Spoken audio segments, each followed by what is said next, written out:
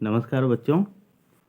तो पिछली वीडियो में मैंने आप लोगों से बात की थी कि किस तरह से जो है अंग्रेज़ों ने क्षेत्रीय शक्तियों के सामंजस्य को तोड़ा और तोड़ के फिर वो आगे बढ़ते गए। फिर उन्होंने अपना जो है भारत पर जो प्रसार किया, ठीक है, उसके बारे में मैं आपको बताऊंगा। तो उससे पहले मैं थोड़ा सा उस चीज़ पर ही बात करना चाहूँगा कि उन्होंने कैसे जो है क्षेत्रीय शक्तियों को और कहाँ कहाँ पर उन्होंने जो है क्षेत्रीय शक्तियों को आप आसान भाषा में बोल सकते हैं कि कैसे उन्होंने उनके बीच के राजनीतिक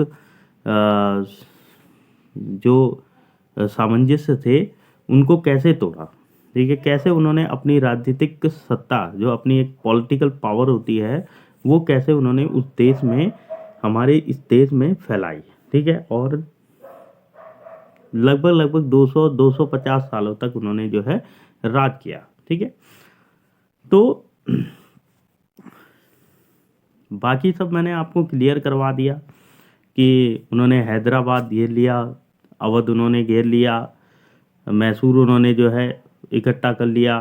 ठीक है, लेकिन एक बात मैं आपको बताना चाहूँगा कि जो बंगाल है, शुरुआत यहीं से हुई। ठीक है, बंगाल से।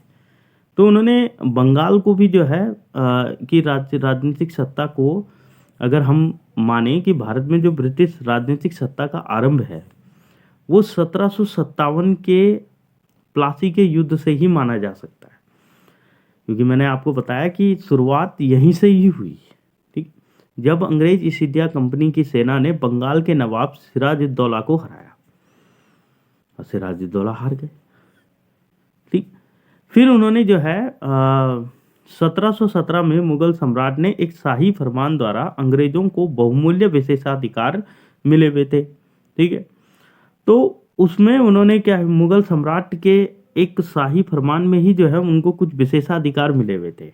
इस फरमान के अनुसार कि कंपनी को बिना कर चुकाए बंगाल से अपने सामान का आयात निर्यात करने की आज़ादी प्राप्त थी और इन मालों की आवाजाही पर पास या दस्तक जारी रखने का उसे अधिकार था। तो ये मैं आपको ये बताना चाह रहा हूँ कि ये जो छोटी छोटी गलतियाँ थी, ये जो राजनीतिक जो शासक थे, जो सत्तारूढ़ी थे, उन्होंने बहुत छोटी छोटी गलतियाँ की। अगर वो पहले से ही एक बोलते हैं ना कि एक बहुत कड़े स्वभाव में बोलते हैं कि अगर आपको टीचर पहले से ही जो है बहुत अच्छे उस पर रखता है, अच्छे कड़े स्वभाव के साथ में आपके साथ रहता है, या उसका जो आपके प्रति जो रिस्पॉन्सिबिलिटीज़ हैं वो उनको निभाता है, तो फिर वो बहुत अच्छे से आपको मैनेज कर सकता है। तो यहाँ पर भी ऐसा ही था कि जो राजनीतिक सत्ता का विस्तार हो रहा था उसके पीछे सबसे पहले तो जो क्षेत्रीय शक्तियाँ थी उनको समझना चाहिए था। अगर उनको राजगद्दी पर बिठाया गया है तो ये उनकी रिस्पॉन्सिबिलिटीज हो जाती है, ड्यूटीज हो जाती है कि वो उस राजनीतिक सत्ता का दुरुपयोग ना होने दें, किसी बाहरी विदेशी आक्रमण को या विदेशी शक्तियों का जो है हस्तक्षेप ना होने दें। उसके अलावा दूसरा, अगर मुगल साम्राज्य था, ठीक है, तो फिर उसका पतन के जो कारण थे वो होने ही नहीं चाहिए थे। अगर उनके बीच में अगर आपसी सामंजस्य अच्छा होता तो शायद वो मुगलों का पतन नहीं होता। शायद वो औरंगजेब की मृत्यु के बाद भी जो मुगल राजगद्दी पर बैठे, क्या वो भी जो है इतना अय्यासी या विलासी भोगिता वाले नहीं हो जाते। तो शायद जो है विदेशी, शायद हम इस इतिहास को इसी चीज़ से लेके चल सकते हैं कि शायद जो है विदेशी आक्रमण जो है वो इस धरती पर होते तो जरूर, लेकिन उनको यहाँ पर घुसपैठ करना, अपना राजनीतिक सत्ता को स्थापित करना, ये सारी चीज़ें नहीं होने देती। ठीक, तो यहाँ पर भी वही हुआ। ठीक है, तो 1717 में बंगाल के सभी नवाबों ने 1717 के फरमान की अंग्रेजों की व्याख्या पर आपत्ति की थी। ठीक है, और फिर उस समय जो है आपने मुर्शिद कुली खां और अलीवर्दी खां, दो ऐसे उनका शासकों का नाम सुना होगा, दो नवाब थे। ठीक है, शासक नहीं बोलेंगे, नवाब बोलेंगे, क्योंकि बंगाल में, अवध में, हैदराबाद में आप नवाब, हैदराबाद में तो निजाम चलता है। ठीक है, लेकिन यहाँ इन जगह पर आप जो है नवाब बोलेंगे। तो मुर्शिद कुली खां से लेकर अलीवर्दी खां तक इन सब ने जो है उस शाही फरमान का क्या किया, पर आपत्ति की थी। और जब स्थिति और बिगड़ गई तो 1756 में युवा और जल्द क्रोधित हो जाने वाला सिराजुद्दौला अपने दादा अलीवर्दी खां की जगह गद्दी पर बैठ गया। अब अलीवर्दी खां तो बहुत बढ़िया नवाब थे, उसके बाद जो है उनका पोता बैठ गया, ठीक है, अपने दादा की गद्दी पर बैठ गया, क्योंकि उसको लगा कि भाई की स्थिति तो कुछ ज़्यादा ही बिगड़ने लग गई है, ठीक है। तो इस तरह से जो है, मेरे कहने का मतलब है कि इस तरह से जो शासक हैं वो जो हैं इस तरह से बैठते रहे। फिर अंग्रेजों ने पहले मीर कासिम, मीर जाफ़र, जिनका नाम आपने सुना है, ठीक है, इनके बारे में आप थोड़ा, मैं कुछ ज़्यादा कुछ नहीं बताऊंगा, बस आप इनके बारे में जो है ये जान लीजिए कि उन्होंने पहले मीर कासिम को गद्दी पर बिठाया, फिर उसको निकाला, फिर उसके बाद फिर गद्दी पर बिठाया, फिर जो है फिर उसके बाद अंग्रेजों ने खुद का ही अधिकार जो है बंगाल पर कर दिया, ठीक है, पूर्णतः जो है। जब मीर कासिम, मीर जाफ़र जो भी था, जो वो जो है उनके विरुद्ध में चला गया, ठीक है, जब उसने उनकी शर्तें मानने से इनकार कर दिया, तो फिर जो है अंग्रेजों ने उस वहाँ पर जो है अपना अधिकार स्थापित कर दिया, ठीक है। तो ये चीज़ें जो है यहाँ पर होनी स्टार्ट हो गई। उसके बाद हम थोड़ा सा ये समझने की कोशिश करेंगे,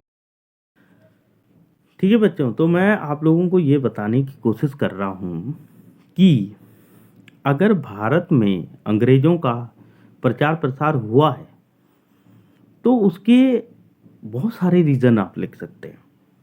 अगर आप आंसर राइटिंग की बात करें तो आप आंसर राइटिंग खुद से करेंगे तो वो ज़्यादा बेस्ट होगा। क्यों? क्योंकि जब आप आंसर राइटिंग करते हैं तो आपको पता लगता है कि आप जैसे जैसे स्टेप वाइज स्टेप लिखते हैं तो आपको पता लगने लग जाता है कि कौन कौन से वो कारण होंगे। जब आपने उस सेशन को पूरे अच्छे से समझा हो, उस सिलेबस को अच्छे से पढ़ा हो, तो आपको वो चीज़ें और भी समझ में आने लग जाती हैं, ठीक है, कि कौन कौन से वो रीज़न रहे हों, ठीक है, कि रीज़न बिहाइंड क्या है, इसके पीछे के रीज़न क्या हैं कि अंग्रेज़ों ने जो है आपके भारत पर, मतलब हमारे इस देश पर जो है काफ़ी सालों तक राज किया और अपनी राजनीतिक सत्ता को स्थापित किया, अपनी सैन्य सत्ता को बढ़ाया, अपनी सैन्य सक्षमता को बढ़ाया, ठीक है। तो सबसे बड़ी, तो इससे एक बात तो आपको स्पष्ट समझ लेनी चाहिए कि जो देशी राज्य थे, देशी राज्यों के बने रहने या हड़पे जाने का उस समय कोई अधिक महत्व नहीं रह गया था। वास्तव में तब कोई भारतीय राज्य था भी नहीं, क्योंकि सारा तो जो है ब्रिटिश साम्राज्य के पास चले गया था। सुरक्षा प्राप्त देशी राज्य भी उसी तरह ब्रिटिश साम्राज्य के भाग थे जिस तरह कंपनी के प्रत्यक्ष शासन वाले इलाके थे, जहां पर कंपनी ने अपना शासन किया। अब दक्षिण में, फिर उत्तर में, फिर उसके बाद बंगाल पर, ठीक है। तो इस तरह से जो है उन्होंने अपना जो है आधिपत्य जमाया। आपने कालिंगकट बंदरगाह का नाम सुना होगा। वहां का एक राजा, एक शासक हुआ करता था, जोमेरिन। तो उसी के कार्यकाल में जो है वास्को डिगामा, एक पुर्तगाली है, ठीक है, वो आया था। उससे पहले भी कोई और आया था। तो ऐसे ही जो है जब वो आए तो उन्होंने यहां पर देखा तो उन्होंने कहा कि ये तो बहुत बढ़िया है, स्पाइसेस लैंड, बहुत अच्छा। फिर उन्होंने यहाँ की हर चीज़ों को समझा, अपने साथ में कुछ चीज़ें ले गए। तो ऐसे ही करके तो इन विदेशियों ने हम पर आक्रमण किए। इन्होंने हमारे मामलों में हस्तक्षेप करना स्टार्ट किया। और जब विदेशियों को समझ में आ गया कि नहीं, यहाँ पर तो सिर्फ व्यापार ही नहीं, यहाँ पर तो जो है राजनीतिक सत्ता भी बनाई जा सकती है, यहाँ पर तो जो है हर चीज़ को स्थापित किया जा सकता है ना। तो फिर अगर कुछ राज्यों पर ब्रिटिश नियंत्रण का स्वरूप बदला गया तो केवल अंग्रेज की सुविधा के लिए। और ये भी सबसे बड़ी एक रीजन आप ये भी लिख सकते हैं कि अगर कुछ राज्य थे, अगर उन्हें ब्रिटिश नियंत्रण के स्वरूप में अगर बदला गया तो वो भी सिर्फ अंग्रेजों के लिए ही, और वहां की जनता के हित का इस परिवर्तन से कोई संबंध नहीं था, क्योंकि अंग्रेजों का काम सिर्फ एक ही चीज थी। शुरुआत में जब कंपनी यहां पर आई थी, ठीक है, जब उसको यहां पर मान्यता मिली थी तो वो व्यापार करने के मकसद से आई थी, और उसके बाद फिर यही कंपनी जो है, यही अंग्रेज जो हैं हमारे देश पर शासन प्रणाली लेकर आए, हमारे देश पर राजनीतिक सत्ता इन्होंने जो है सत्तारूढ़ कर दी।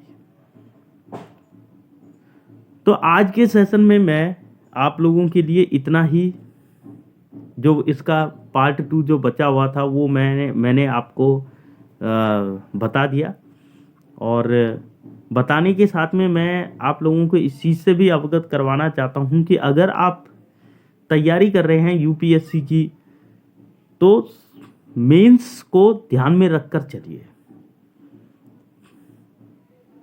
जब आप मेंस को ध्यान में रख कर चलेंगे, जब आप आंसर राइटिंग लिखेंगे, जब आपको पता चलेगा कि आप किस किस तरह से स्टेप बाय स्टेप जब आप आंसर राइटिंग सीखेंगे। देखिए, सबसे ज़रूरी होता है कि अगर आप स्कूल स्तर पर हैं तो तब आपकी उस कॉपी की जांच उतने अच्छे से होती है नहीं होती है ये कोई नहीं जानता, क्योंकि उस समय आप जितने लिखते हैं वो आप अपनी समझ के हिसाब से लिखते हैं। लेकिन जब आप किसी एक ऐसे एग्ज़ाम में बैठने जा रहे होते हैं जहाँ पर जो है